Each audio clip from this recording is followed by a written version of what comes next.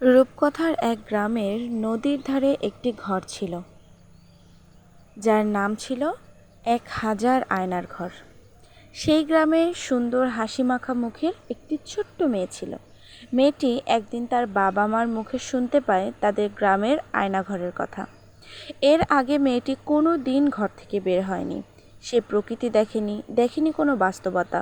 তো সে একদিন চিন্তা করলো যে সে ওই আয়নাঘর দেখতে যাবে, কিন্তু একা একা যেতে সাহস না হওয়ায় সে তার সমবয়সী আরেকটি মেয়েকে সাথে নিয়ে গেল।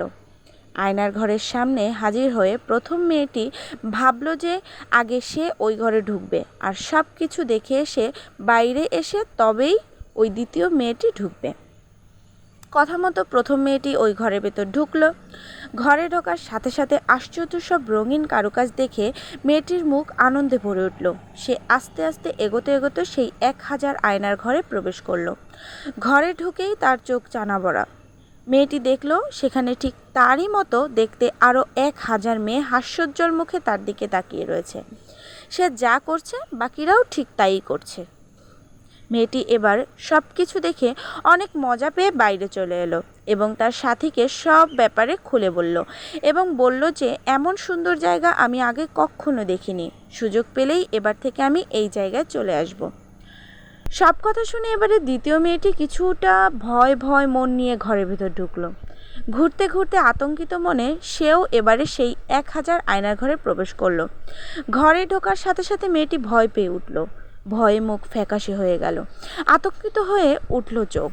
সে খেয়াল করলো ঠিক তারই মতো দেখতে আরও ১,০০০ মেয়ে আতঙ্কিত আর ভয়ার্ত চোখে তার দিকে তাকিয়ে রয়েছে। মেয়েটি যেই ভয়েতে ২ হাত তুলে বলছে, তোমরা কারা? সাথে সাথে বাকি ১,০০০ মেয়েও ২ হাত তুলে ওর দিকে নজর দিচ্ছে।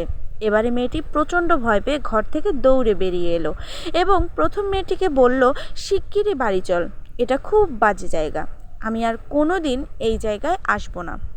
তো বন্ধুরা, এই গল্পটা থেকে আমরা কি শিক্ষা পেলাম? এই গল্পটা থেকে শিক্ষা হলো জীবনটাও একটা আয়না স্বরূপ। আপনি যেভাবে জীবনকে দেখবেন সেও ঠিক সেভাবেই আপনার কাছে ধরা দেবে।